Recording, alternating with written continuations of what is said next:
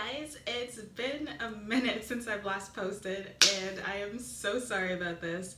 I have just lacked all motivation to post for some reason. I literally have like 5 or 6 videos that I've filmed and they've just never made it up to my channel. But I've been getting a lot of questions lately and I thought I'd just answer it all in a video instead of answering all of them individually. But you guys have been asking or demanding a video to talk about like traveling while black, and there's also a couple other videos that you guys have requested, so I'll be posting a lock routine soon and also a traveling while vegan video. And I know you guys had questions about that, to not just do like specifically like what I eat in certain cities, but just like an overall video for that. So I'll get to it, I promise. But to dive into this video, just before we get started, this is just my perspective. I am one person traveling. If you guys had a different experience in any of the countries I'll be talking about, then definitely leave a comment down below so that everybody who's watching can get an even broader perspective of what it's like. But I am from Canada, as most of you know, and I am currently in Miami. I just got back from Colombia, and so solo traveling on and off for maybe 5 months in the last year. So I won't list every single country that I've been to, but if you're curious, I'll put in the description bar. But I've been around Asia, South America, South and Central America, North America, the Caribbean. I haven't made it out yet to anywhere in Europe or in Africa or Australia or New Zealand yet, so I won't be able to give a proper perspective on that. But if anybody has, then you can definitely leave it in the comments. I'm gonna start off, I guess, with each continent.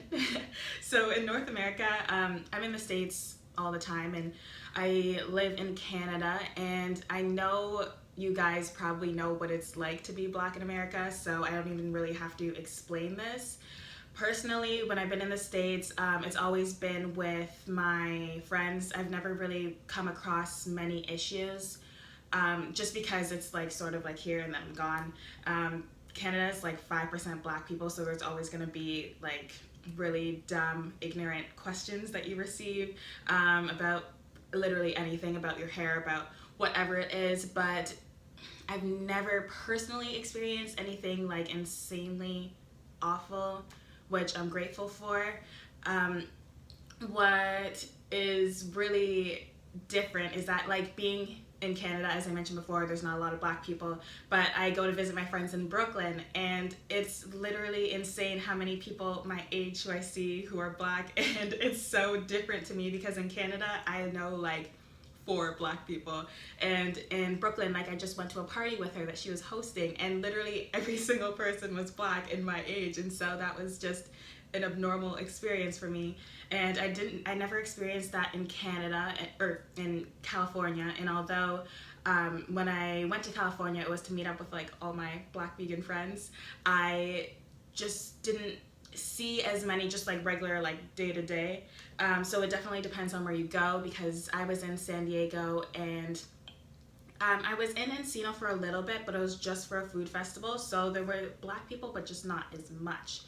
But traveling, say, in Central and South America, I noticed that it was a huge difference.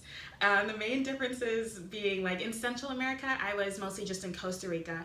And so in Costa Rica, I was staying on the Caribbean coast, so Puerto Viejo, and it's really Jamaican influence. There's a lot of Caribbeans who live there, so I felt really comfortable. I felt like the citizens who I was seeing, they were all like Caribbean, from the Caribbean. They were all West Indian, so it was really nice. I felt like really safe, and I felt seen, if that makes sense. So I did not notice a lot of black travelers anywhere that I went, though. So when I was traveling to Costa Rica and I was flying there, I remember waiting to check in with like 300 other people in line, and I was literally the only black person. And then there was just this one other Asian girl, and then everybody else was white. And so that's when I really realized that it's super weird to be the only black traveler anywhere that I go. And with Colombia, that was a whole nother experience, because for the first time ever, not only was I like the norm, if that makes sense.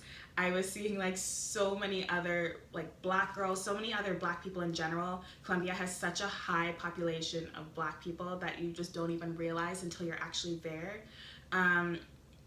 But you are definitely treated a bit differently, at least in my experience. I met this girl on the plane, and she's half Hispanic, so she's like half white, half Hispanic, and so she's very white passing. And although like she speaks like fluent Spanish and everything, people would treat her much differently than they would treat me. And sorry, my phone ran out of storage. So when we were just walking down the street, especially in markets where it was mostly locals, I would notice every single time, like say I was walking behind her or even walking in front of her, if somebody was trying to sell something, they would look only at her, because there, I guess from what I've learned, white people are supposed to have money and black people are just not. So whenever people were trying to sell things, they would only look at her. And it was like fine because I didn't want to buy anything, but it was just weird how like it was so clear. And even with catcalling and stuff, it was, I think, a very different experience from us two. I've never been catcalled so much in my life in Colombia. Like I always felt safe, luckily. Like there was never a situation where I felt unsafe, but I have never ever experienced catcalling like I did in Colombia. Like people, like they were so bold, and it was just like they would stare at you. They would come up right next to your face and like literally stare. And for the people who didn't specifically catcall, when they saw me and they saw that I wasn't a Colombian, they would be like, oh, and bring like their arm out to me, and they'd be like, oh, same color. And they'd be so excited to see somebody outside of Colombia who was black and who would like travel there. Like it was just new to them because they're so used to seeing like a lot of white tourists and just not black people who travel. Because even when I was in my hostels or like going out on different excursions, I would see black people everywhere, but they were all from Colombia. So it's definitely still very different being a black solo traveler versus being just a black Colombian. I still definitely felt most at home because it was really nice to just see people who looked like me and not stand out. But it was weird. It was a weird experience. I definitely enjoyed it. I absolutely recommend going to Colombia for sure, and Costa Rica, and to like certain areas in the States and figure out what it is like for you. But this is just what I experienced there. So traveling through Asia, it was weird. I don't think I ever really experienced anything that was racist, just like little ignorant things. And so I flew through Japan and South Korea to get to like Bali, and Japan to get through to Thailand, and I definitely stood out like completely. There is just no question about it. I was almost always the only black person on the plane, in the airport. Like I did not see us very often at all. And so when we did see other black travelers while I was in certain countries, like we were automatically friends. Like even if we didn't talk at all, like we had like this connection, because it was like, wow, I haven't seen a black person in like 3 days. So like if I see you, we are automatically friends. And every other black traveler feels the exact same way. You can see it on their face. It just lights up when they see another black person. And so since we saw such like few amount of other black people traveling, it was definitely, if you can tell, it was still strange for the locals in Indonesia and in certain parts of Thailand when they saw a black person. Like they would never really, they wouldn't like, okay. So you'd get stares, you'd get people just like walking past you, and I like to smile at everybody who I see, but they would just not smile back. Like they just look at me and be like so confused, like what are you? And it'd be like the weirdest thing ever. But just aren't used to seeing as many black people, and my hair is definitely a lot different than what they're used to, so they'd be like, oh, like, what is this? Or they'd be on like the opposite spectrum and they'd be like really excited and start singing like Bob Marley to me, and I'd be like, what? And he'd be like, oh, Rasta, Rasta, like, and I'd be just so confused. But every Thai or Balinese person who was excited to see me would start singing Bob Marley or like make a reference to weed or something. And yeah, like I never experienced anything inherently bad except for maybe this one time where I was in a restaurant and like they would just like serve everybody who was coming in, and I was just like chilling there waiting to be served. And I don't know if it was because they already thought I was served or whatever, but it just felt like they weren't coming to me. So I don't know, it was kind of weird, and like I've experienced that like a couple of times, but it wasn't anything that like maybe I was just overlooking into it. But again, in Southeast Asia, and even in South Korea and in Japan, when I was there for like my 6-hour layovers, I never felt unsafe. I never felt like I was being targeted in any certain way. It just felt kind of lonely to see a lot less black people than even in Canada. So yeah.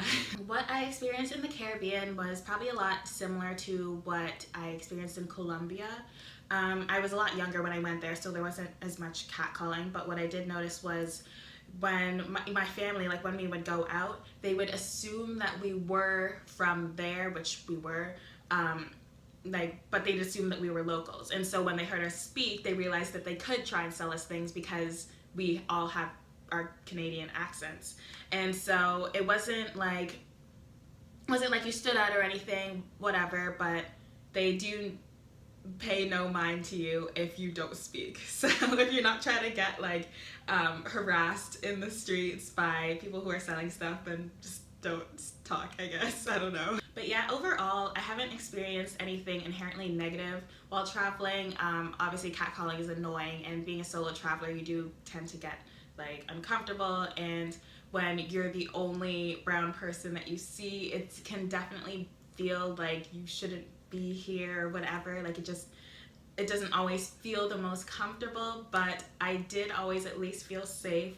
And if you are a black solo traveler, and especially like a black female solo traveler, you really don't have much to worry about. You just need to practice the regular precautions that you would at home in your home country, because like solo traveling isn't very dangerous. It's really fun. It can be lonely because you don't see much of you in others, but it's still amazing. And the more that people realize that you will most likely be safe as long as you like practice things as safely as you normally would at home, then we'll start to see more black solo travelers.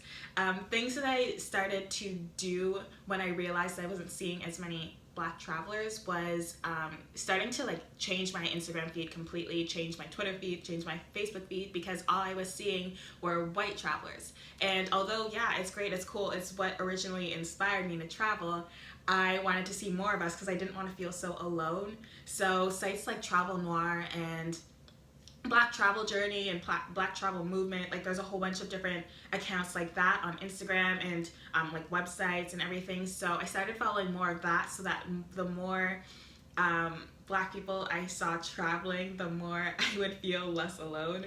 And I created like a Facebook group for it, because I was like, oh man, when I left from Costa Rica and after that experience in the airport, I did not want to feel that way again. So I wanted to start seeing even more black travelers, and so many people have reached out to me through Instagram saying like they're so happy that they see me, because now they feel like they can actually travel and it won't be like a white thing or whatever. So yeah, that's what I noticed. I think that's it for this video, and if you guys do have any more questions, then feel free to keep DMing me or comment down below. Give this video a thumbs up if you enjoyed. I'm sorry for all the rambling, I just like to talk. But yeah, be sure to follow me on Instagram, on Twitter, and on anything else that I list down below. I will get to the videos that you guys have been requesting. One of them might be put into a blog post instead, but I'll let you guys know. And yeah, thank you all for watching. I'll see you guys in the next video. Bye!